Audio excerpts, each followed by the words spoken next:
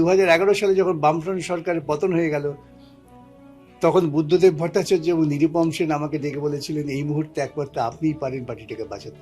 আপনার বুদ্ধদেব ভট্টাচার্য সম্পর্কে অ্যানালাইসিসটা কি ছিল? মিসফিট, অহংকারী, উদ্ধত? আমি খুব বেশি মিস করি গণেশ ঘোষ আর বুদ্ধদা, এই দুজনকে আমি খুব মিস করি। স্যার, আজকের দিনে দাঁড়িয়ে কি আপনার মনে হয় যে কমিউনিস্ট পার্টিতে সেলিব্রিটি কালচার চলছে?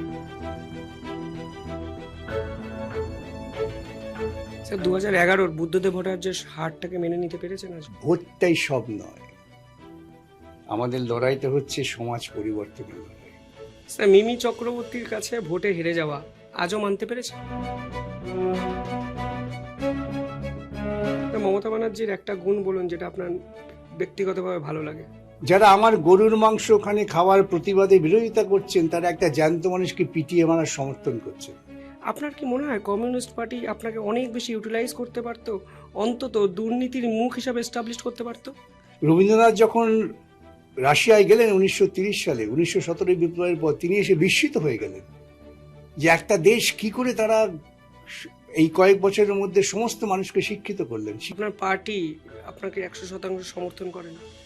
আমাকে আরএসএস এর একটা গোষ্ঠীতে বলেন, বিকাশ দা আপনার মতো লোক যদি আমরা পেতাম, আছে কি কাণ্ড করে ফেলতাম।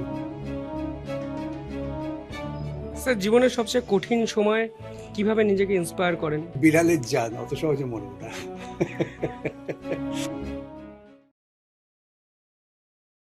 নমস্কার, আপনারা দেখছেন শিবম দাস পডকাস্ট। শেষ 2 বছর ধরে বঙ্গ রাজনীতি যেভাবে উত্তাল হয়েছে, তার কেন্দ্রবিন্দুতে যিনি ছিলেন বারংবার, সেই ব্যক্তি এখন আমার পডকাস্টের অতিথি। মুখ্যমন্ত্রী স্বয়ং স্টেজ থেকে তাকে বারংবার আক্রমণ করেন। তৃণমূল মুখপাত্ররা প্রতিদিন বিকালবেলায় সাংবাদিক সম্মেলন করেন তার নামে। কখনো তাকে ঘিরে বিক্ষোভ, কখনো তার লড়াই বাংলা রাজনীতির ধারাপাতটাকেই বদলে দিয়েছে শেষ কয়েক বছরে। বিকাশ রঞ্জন ভট্টাচার্য, মনে হয় নামই কাফি হ্যাঁ। স্যার, প্রথমে শিবম দাস পডকাস্টে স্বাগত। রাজনীতিবিদ, আইনজীবী, সমস্ত জায়গায় আপনার লড়াই তরুণ প্রজন্মকেও এখন ভীষণ মাত্রায় ইন্সপায়ার করে, অথচ আপনি অনেক বেশি উদার, অনেক বেশি হাসি খুশি, চাপমুক্ত এক ব্যক্তিত্ব। এটাকে কিভাবে ব্যালেন্স করেন? এটা এই প্রশ্নটা প্রায়শই আমাকে অনেকেই করেন। যেটা আমার মনে হয় সেটা হচ্ছে যে লক্ষ্যমাত্রা যদি স্থির থাকে এবং যে দৃষ্টিভঙ্গি বা আদর্শ নিয়ে সেই লক্ষ্যমাত্রাকে অর্জন করবার জন্য যদি আস্থা থাকে, তাহলে চাপের কোনো কারণ নেই। কেন এই সময় ব্যক্তি স্বার্থ যুক্ত নয়। মানুষ চাপে কখন পড়ে? যখন তার ব্যক্তি স্বার্থ যুক্ত হয়ে পড়ে। আমি এখনো পর্যন্ত ব্যক্তি স্বার্থ কেন্দ্রিক কোনো রকম সিদ্ধান্ত নিইনি, যার ফলে আমার কখনো চাপ মনে হয় না। এই সমস্ত নিজের কথা বলতে হয়, যেহেতু আপনারা প্রশ্ন করছেন। লড়াইটা সবসময়ই আমি ভেবেছি যে বৃহত্তর সমাজের মঙ্গলার্থে আমাকে লড়াই করতে হবে। আমি অত্যন্ত নিম্ন মধ্যবিত্ত পরিবার, প্রকৃতপক্ষে দরিদ্র পরিবারে জন্মগ্রহণ করেছি, সেখান থেকেই বেড়ে ওঠা। আমি দেখেছি প্রতিদিন মানুষের লড়াই, কি দুঃখ যন্ত্রণার মধ্য দিয়ে মানুষকে এগোতে হয়েছে, বিশেষ করে যারা উদ্বাস্তু মানুষ। আমি উদ্বাস্তু পরিবারে জন্মেছি, আমি দেখেছি আমার মাসি, পিসি, কাকা, জ্যাঠা, সে সমস্ত কথা আমি বিবরণের মধ্যে যাব না। কিন্তু সেখান থেকেই প্রায় কৈশোরকাল থেকে আমার মনের মধ্যে একটা প্রচণ্ড প্রতিবাদী স্পৃহা জেগেছে এবং সেখান থেকেই হয়তো লড়াইয়ের একটা উৎসাহ, অনুপ্রেরণা। আর আমার পিতৃদেব ভয়ানক পরিশ্রমী ছিলেন, ভাবা যায় কি কঠোর পরিশ্রম করেছেন। আমি এখন যখন চোখ বন্ধ করে ভাবি, তখন মনে হয় যে সেই মানুষটাকে শ্রদ্ধা জানাবার একমাত্র পদ্ধতি হচ্ছে সততার সঙ্গে কাজ করা। এবং তিনি আমাদের খুব ছেলেবেলায় যারা খুব গ্রহণযোগ্য ব্যক্তিত্ব ছিলেন, তাদের কথা খুব স্মরণ করাতেন। আমার মনে আছে আমি কালীঘাট স্কুলে পড়তাম, আমি খুব বায়না করেছিলাম যে আমাকে উঁচু নামি স্কুলে ভর্তি করে দাও, বিশেষ করে বালিগঞ্জ গভর্নমেন্ট স্কুলে ইত্যাদি।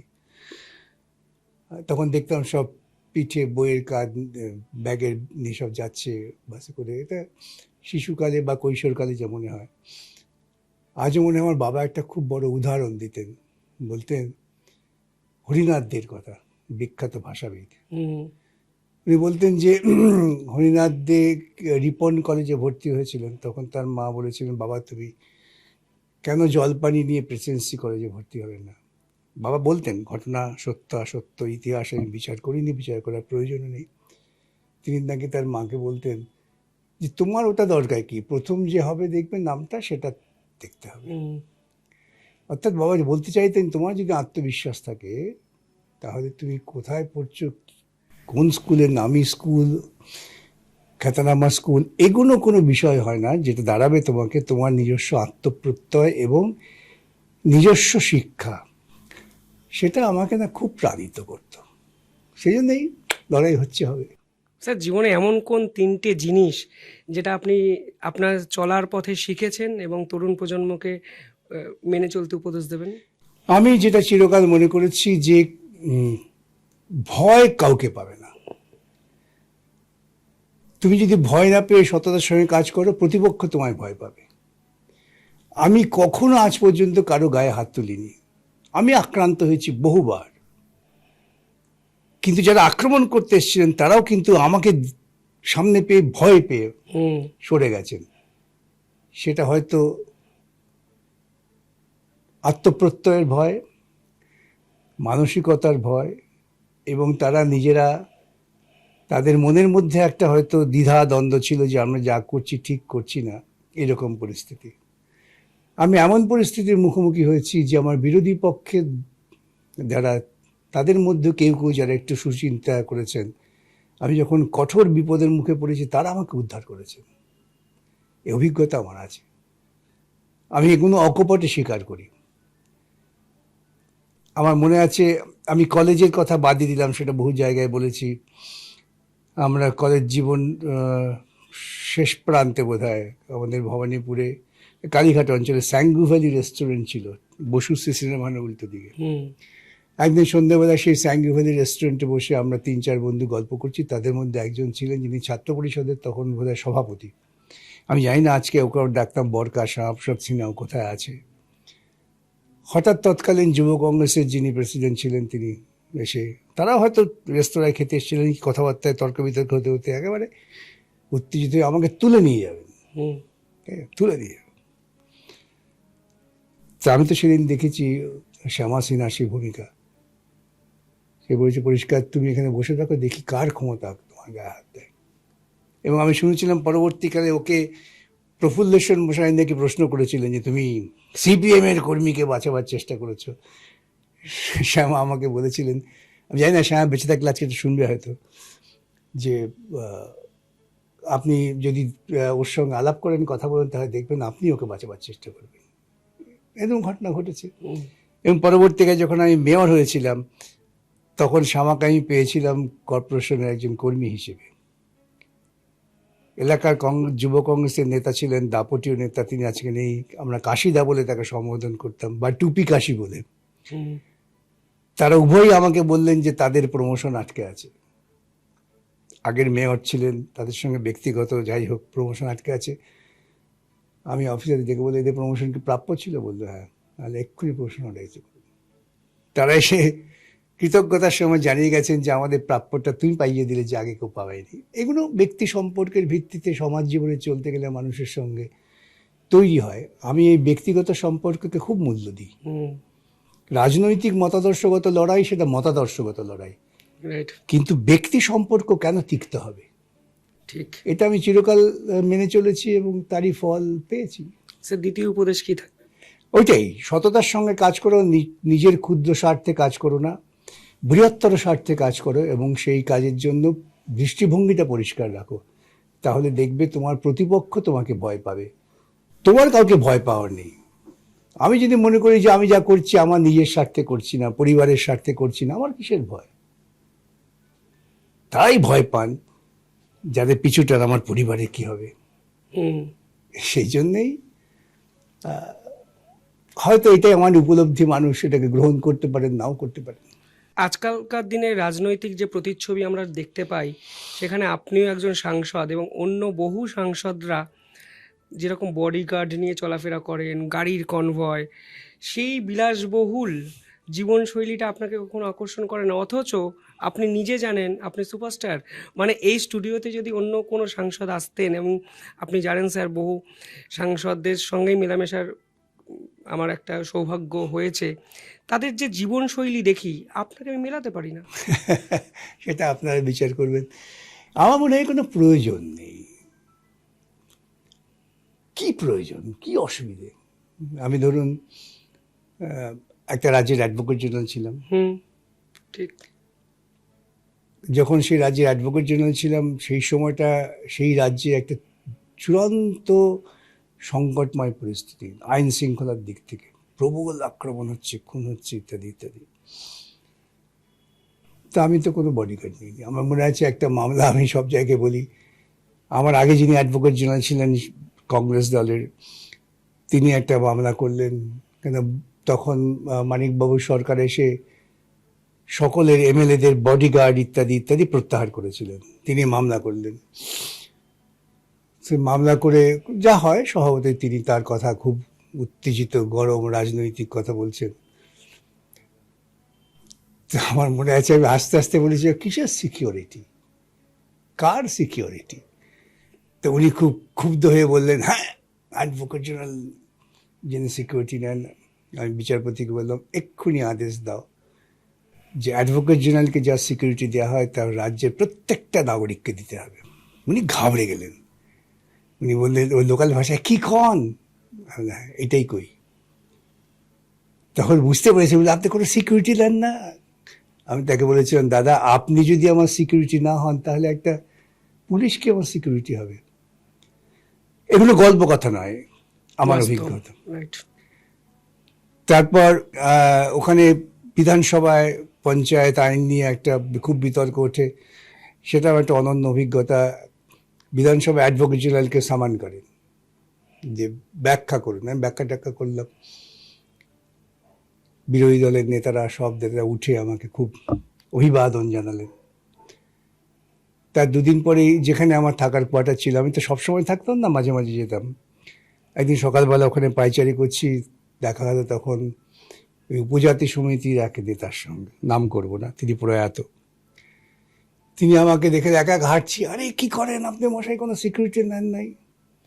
আমি আস্তে আস্তে বললাম, কেন, আপনিই তো আমার সিকিউরিটি। আরে কি করেন মশাই?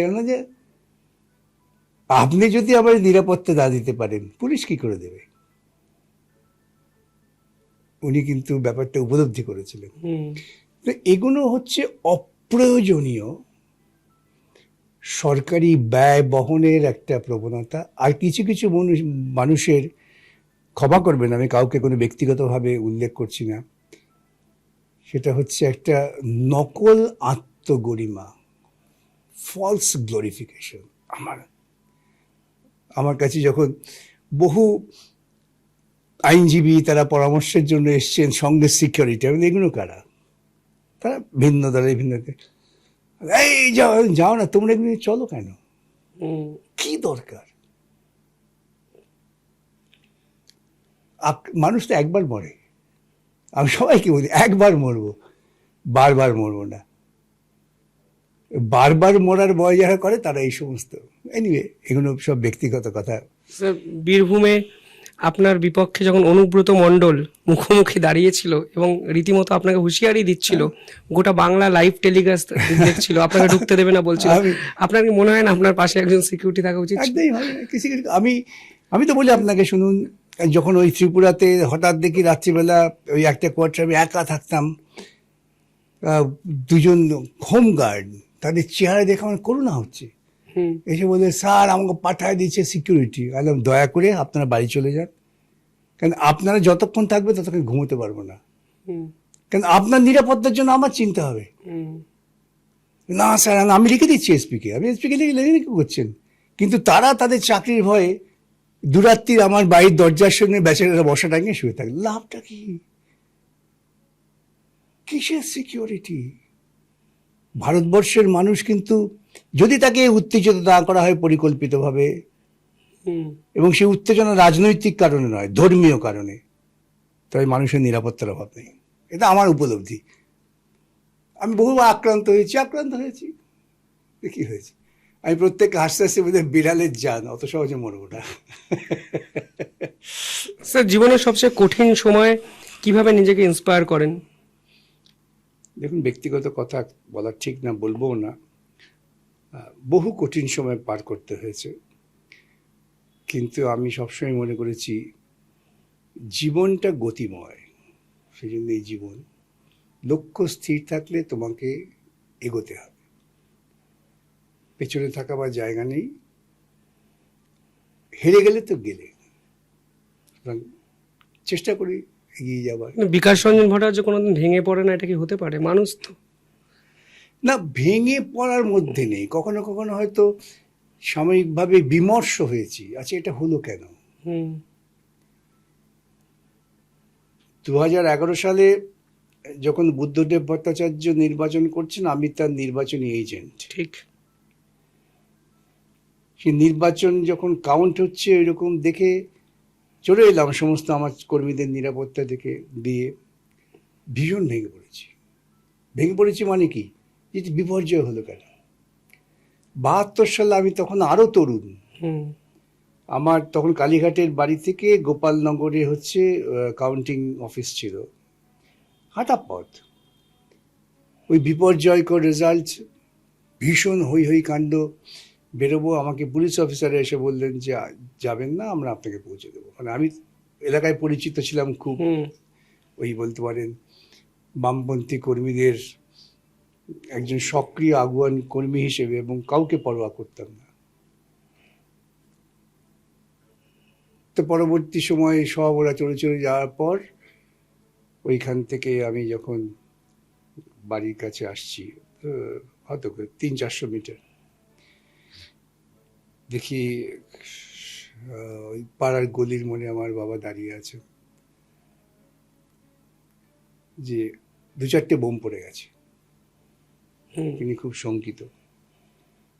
তো যাই হোক, ওই বিভৎস পরিস্থিতি, যে 72 সালে ব্যাপক রিগের মধ্য দিয়ে কংগ্রেসের জয়, আমি ভেঙে পড়িনি। আমি পরের দিনই বেরিয়েছি, যে 2-4 জনকে পেয়েছি তাদের ডেকেছি, চলো আমরা জড়ো হই, মিছিল করি, যেখানে বোমা মেরেছে সেখানে বসে আড্ডা মারবো।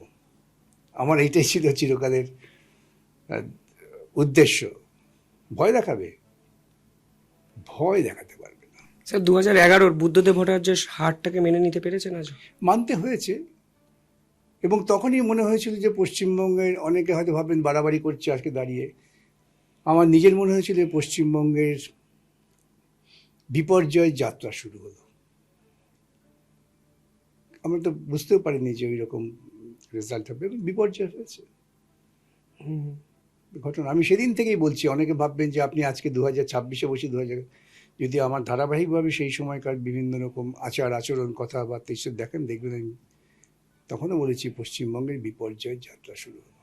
স্যার, অথচ 2006 সালে এই বামফ্রন্ট 235টা আসনে জেতে, আজকে 20 বছর পর সেই বামফ্রন্ট শূন্য হওয়ার 3টে রিজন খুঁজে পেয়েছেন কারণ? হ্যাঁ, বটেই তো।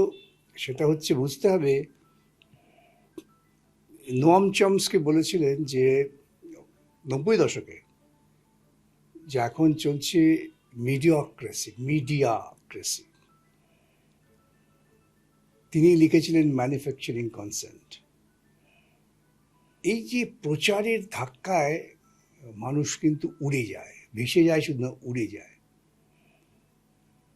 যে চেষ্টাটা গোয়েবলস করেছিলেন তখন সেই প্রচারে তিনি জয়ী হয়েছিলেন, কিন্তু পরবর্তীকালে এই টেকনোলজিক্যাল গ্রোথ, প্রচার মাধ্যমে নিবিড় অনুপ্রবেশ রান্নাঘরে ঢুকে গেছে।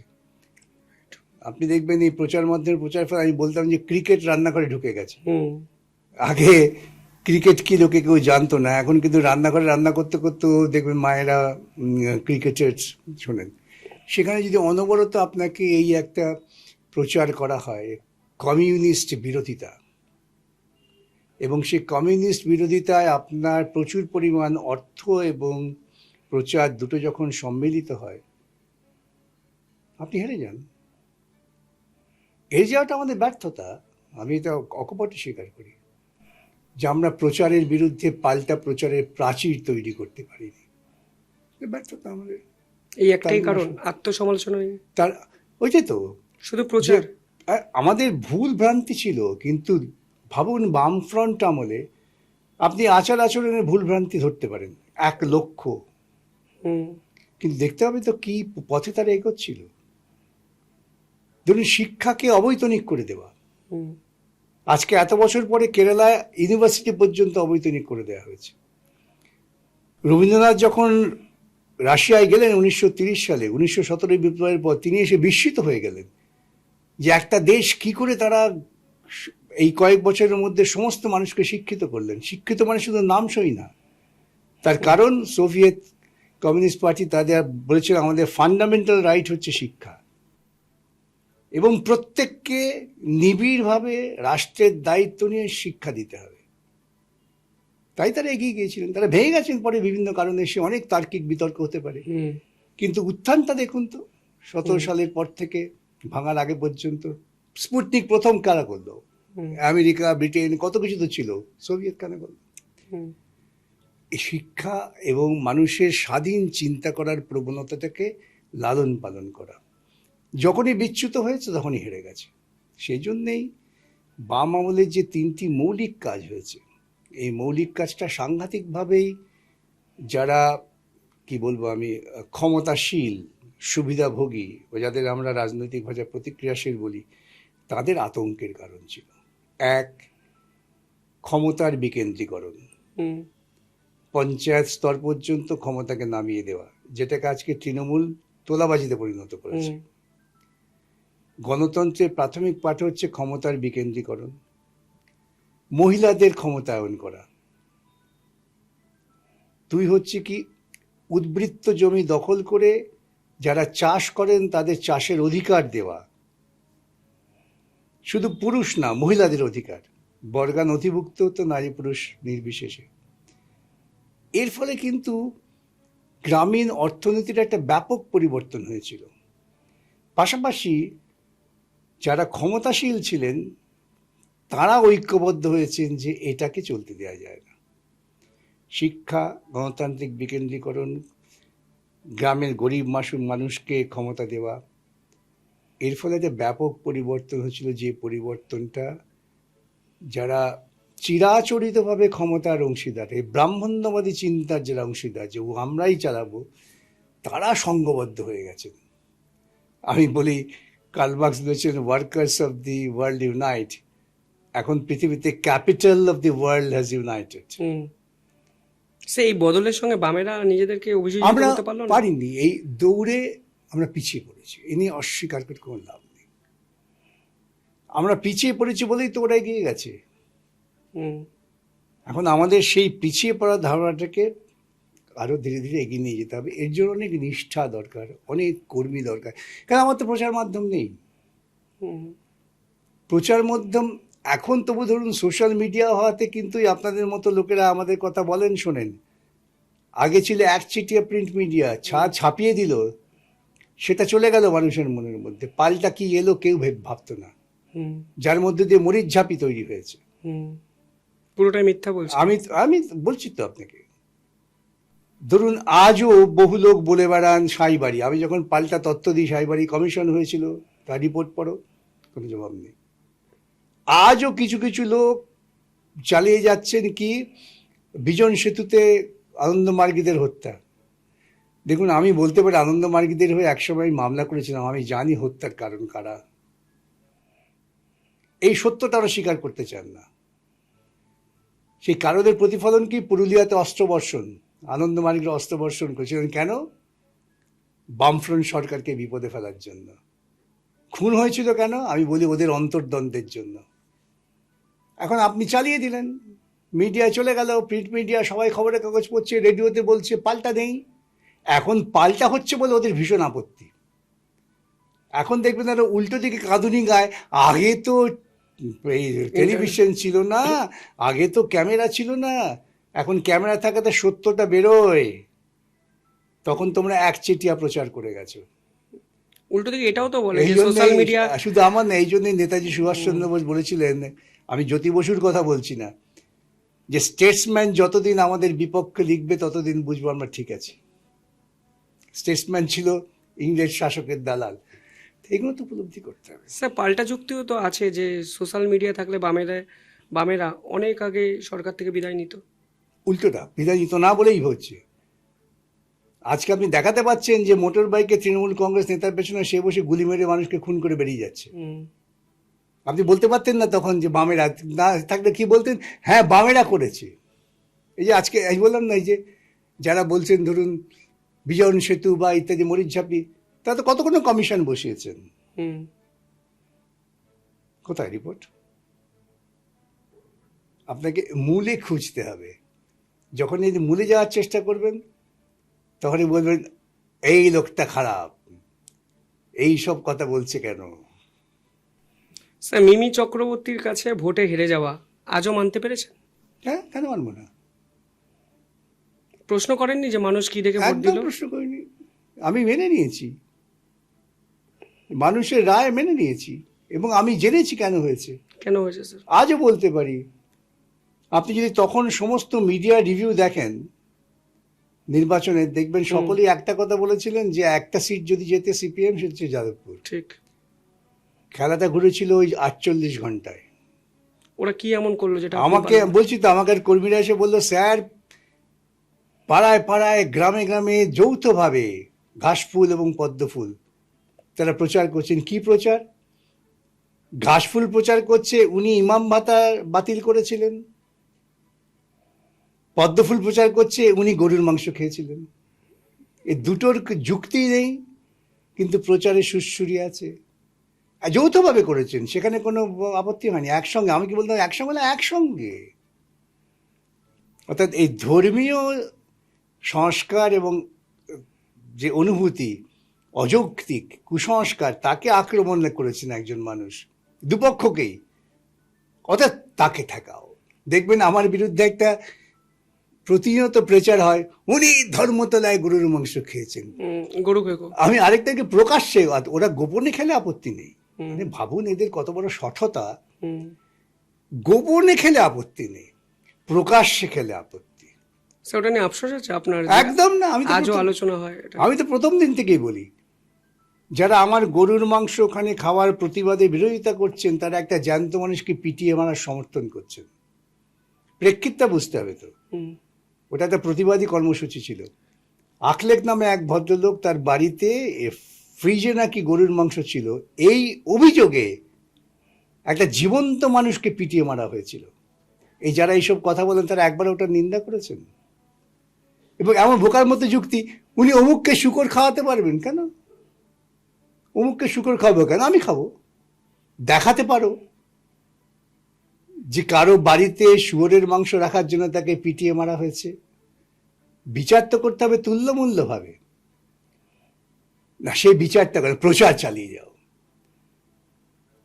আর আমি যখন প্রশ্ন করি, আচ্ছা ঠিক আছে, গরুর মাংস খাওয়ার ক্ষেত্রে হিন্দু ধর্মশাস্ত্রের কোথায় বিরোধিতা আছে দেখাও, আমি জানতে চাই। কেউ দেখাতে পেরেছেন?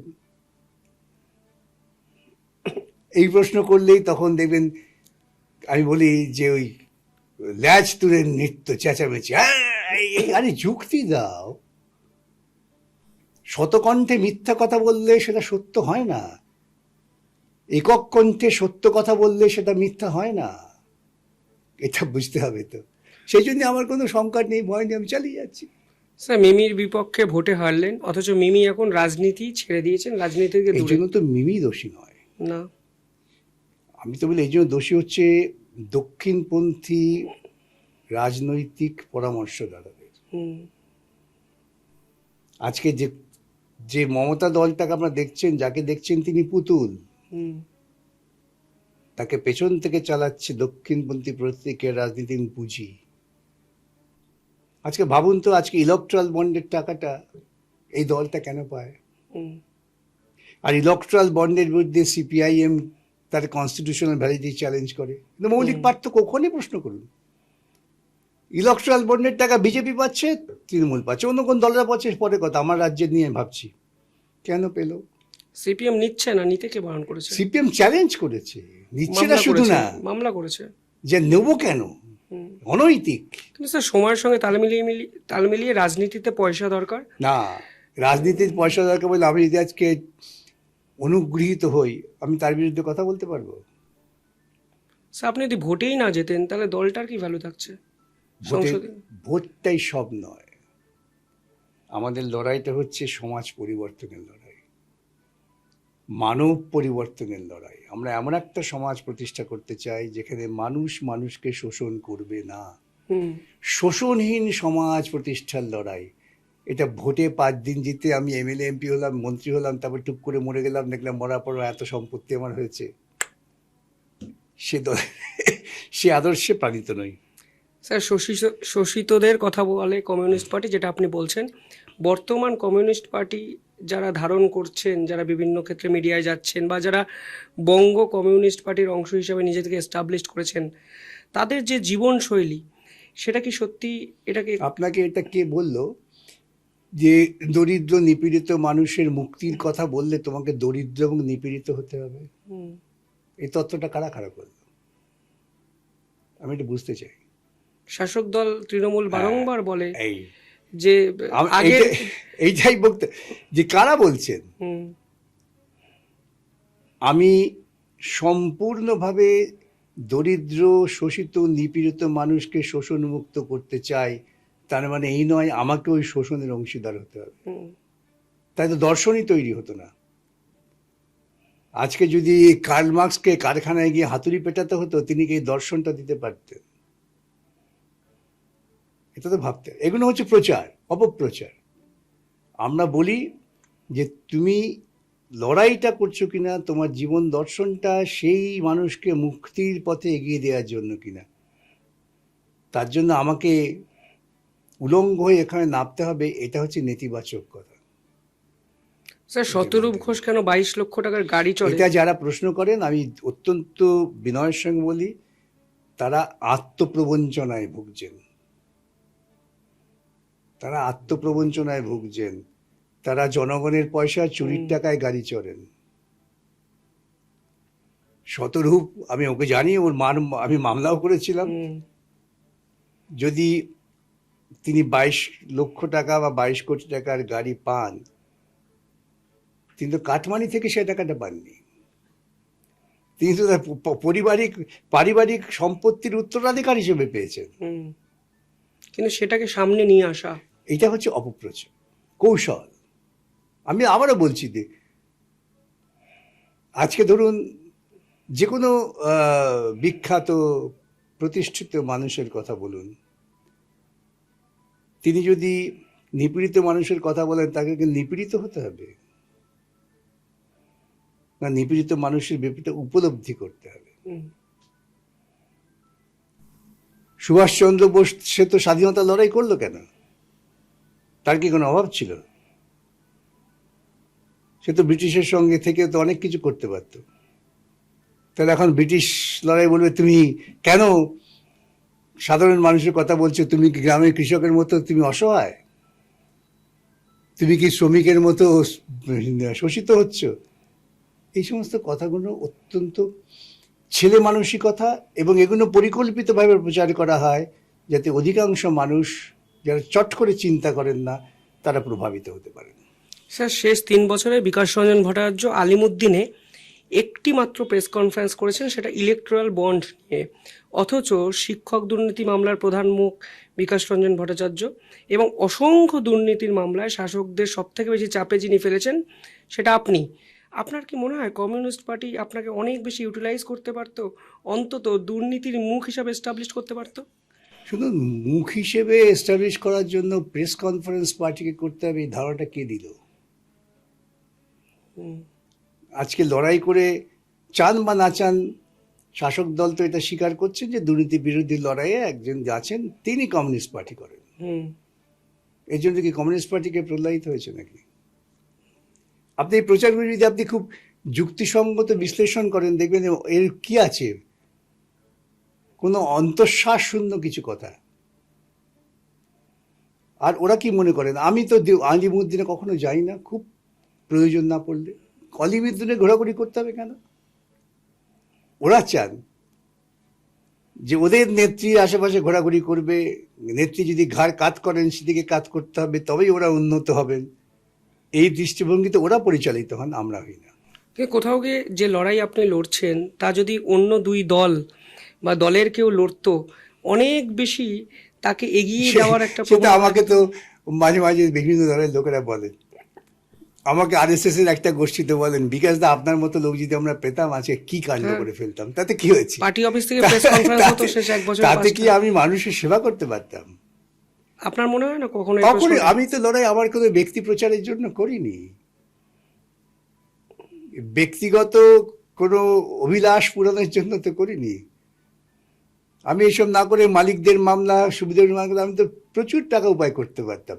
অবশ্য আমি এখন যথেষ্ট উপায় করি, আমার তাতে কোনো খেদ নেই, তা তো আমি করি না। আমি মনে করি যে আমি পেশাটাকেই ব্যবহার করব আমার সাধ্য মতো।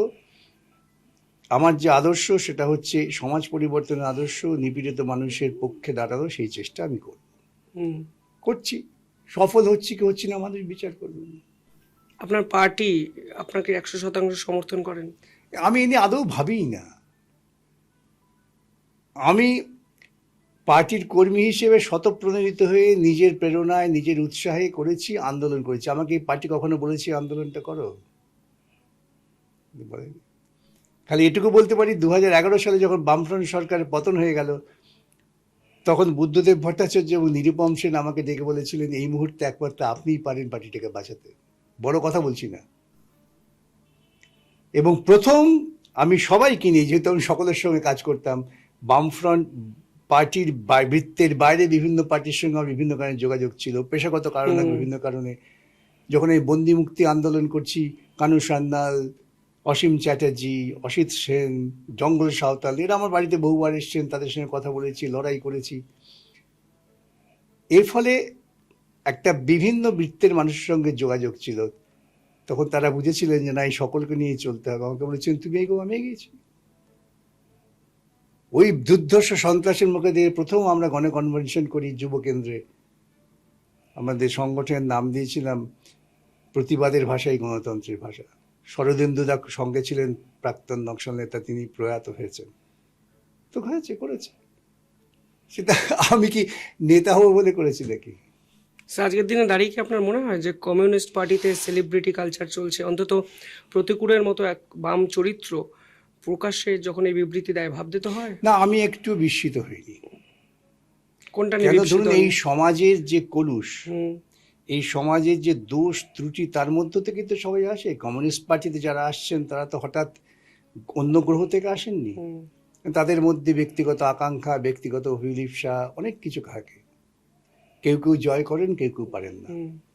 প্রতিকূল, তার অধঃপতন হয়েছে। কিন্তু যে অভিযোগটি করলো, অনর্থক, সেলিব্রিটি কালচার চলছে, অনর্থক অভিযোগ। সে যদি তিনি যথার্থই প্রাণিত হতেন মার্ক্সবাদী দর্শনে, যথার্থই তিনি মনে করতেন যে কমিউনিস্ট পার্টিকে বাঁচিয়ে রাখা দরকার, পার্টির ভেতর লড়াই করতেন।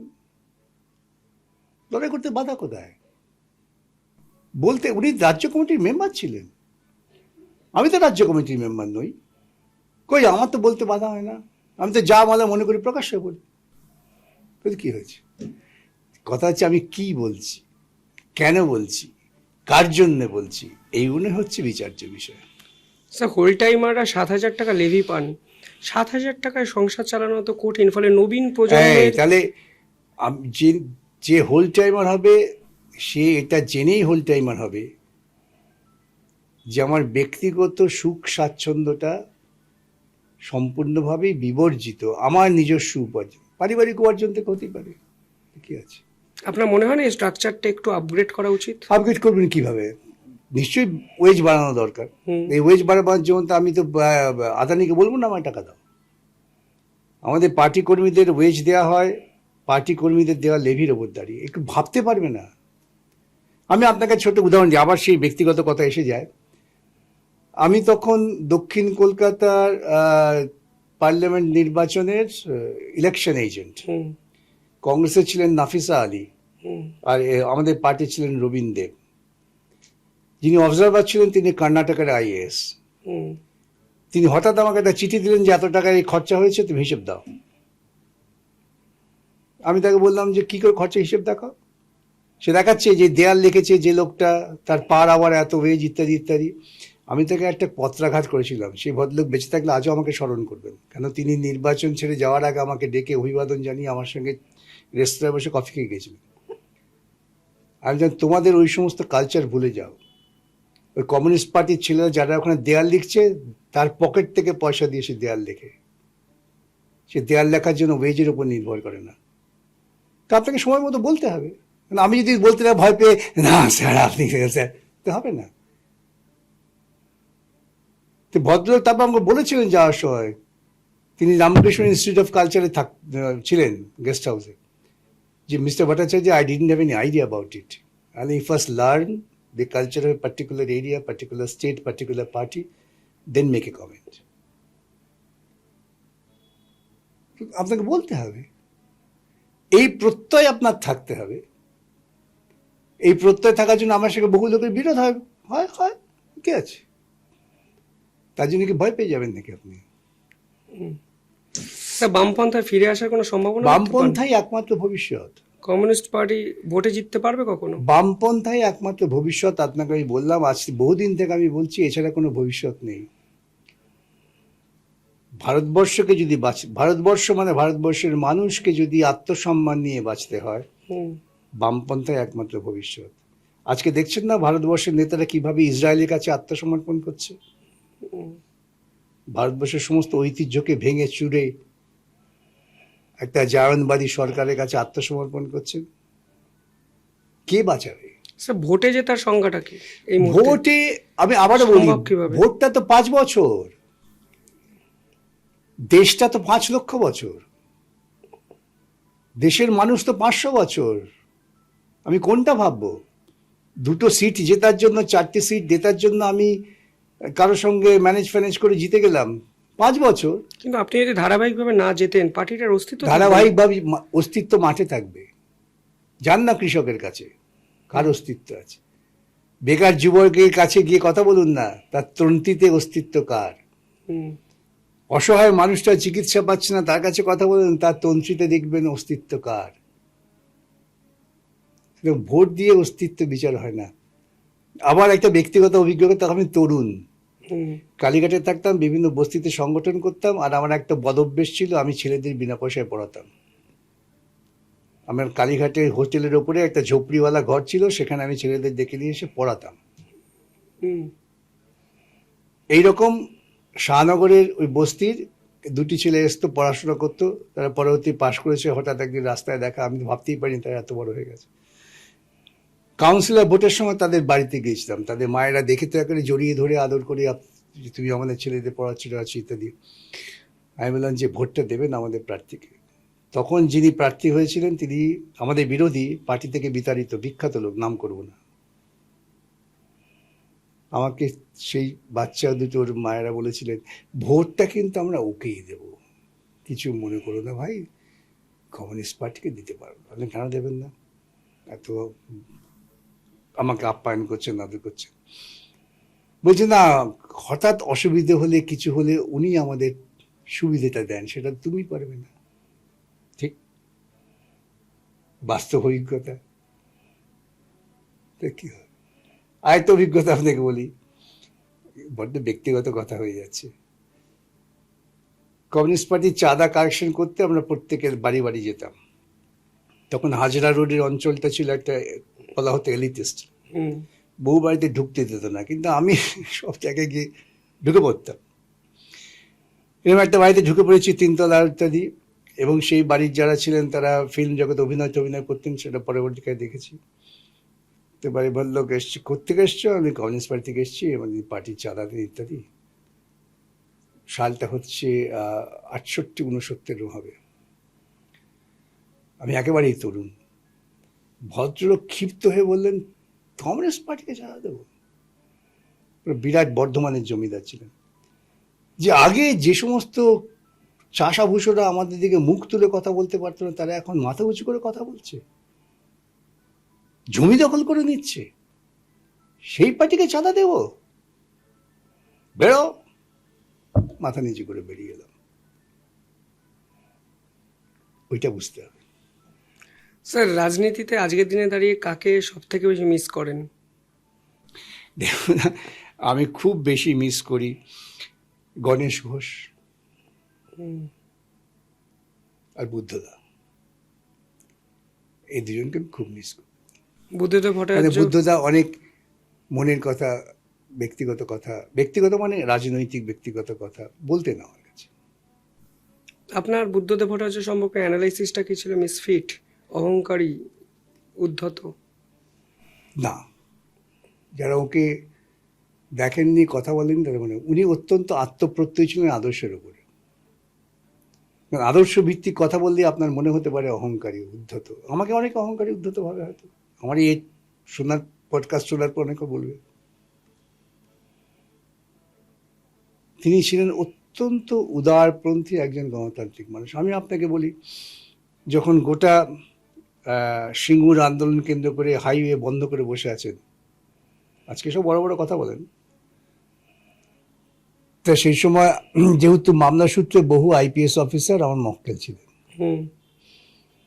এরকম কয়েকজন তারা এসে আমাকে বললেন যে আপনি সিএমকে বলুন ব্যাপারটা ছেড়ে দিতে আমাদের কাছে, আমরা বুঝে নেব। আমি বললাম, বুদ্ধদা আপনি ওদের কাছে ছেড়ে দিন, রাস্তা ব্লক করে বসে আছে। আজকে বুদ্ধদা প্রয়াত, এ কথা আমি আগেও বলেছি। তিনি বলেন যে দায়িত্বশীল বিরোধী নেত্রী, তিনি শান্তিপূর্ণ বিক্ষোভ করবেন বলেছেন, তাকে আমি ভেঙে দেবো? লেভেলটা ভাবুন। বুদ্ধ ভট্টাচার্যের ভুলটা কি আজকের দিনের অ্যানালাইসিস? সহনশীলতা, উদারতা। একজন বিধ্বংসী দৃষ্টিভঙ্গি নিয়ে পরিজাতি রাজনৈতিক দলকে তিনি ভেবেছেন গণতান্ত্রিক রাজনৈতিক দল। এটাই বুদ্ধদার সবচেয়ে বড় ভুল। স্যার, আপনি নিজে অবসর নেবেন কবে? অবসর হবে কি? মানুষদের জীবনে কোনো অবসর আছে নাকি? যতদিন পারবো কাজ করব। আপনি নিজে আপনার কোন সত্তাটাকে বেশি এনজয় করেন? রাজনীতিবিদ বিকাশ রঞ্জন ভট্টাচার্য না আইনজীবী? আমার দুটো তো একই সঙ্গে সমান্তরালভাবে চলে, দুটোরই সত্তা এক। আমি তো মূলত শ্রমিকদের মামলা করি, কৃষক গরিব মানুষের মামলা করি, সাংবিধানিক মামলা করি। সেটার সঙ্গে আমার রাজনীতির তো সহমর্মিতা আছে, বিরোধ নেই। তবে জীবিকার জন্য কখনো কখনো অন্য মামলাও করতে হলে বেঁচে আছি কি করে। রাইট। স্যার, মমতা ব্যানার্জির একটা গুণ বলুন যেটা আপনার ব্যক্তিগতভাবে ভালো লাগে। মাফ করবেন, কিছু বলবো না। আমার মনে হয় পডকাস্টটা এখানেই শেষ করা উচিত। শেষ হইয়াও হইল না শেষ, অনেক উত্তর না দিয়েও তিনি তার উত্তর বুঝিয়ে দিলেন স্বভাবসিদ্ধ ভঙ্গিতেই। কীভাবে দেখছেন আপনারা পুরো বিষয়টি কমেন্টে জানাবেন। অসংখ্য ধন্যবাদ স্যার। ধন্যবাদ আপনাদেরও। আমার মনে হয় এক আনকাট, আনপ্লাগড, অচেনা অজানা বিকাশ রঞ্জন ভট্টাচার্যকে 1 ঘন্টা ঝরঝরে এক এপিসোডে আমরা পেলাম, বাংলার মানুষ পেলেন। প্রশ্ন থাকলে কমেন্টে করবেন, পরবর্তী এপিসোডে নিঃসন্দেহে আপনাদের প্রশ্ন পৌঁছে দেব বিকাশবাবুর কাছে। ধন্যবাদ, ভালো থাকবেন। ধন্যবাদ।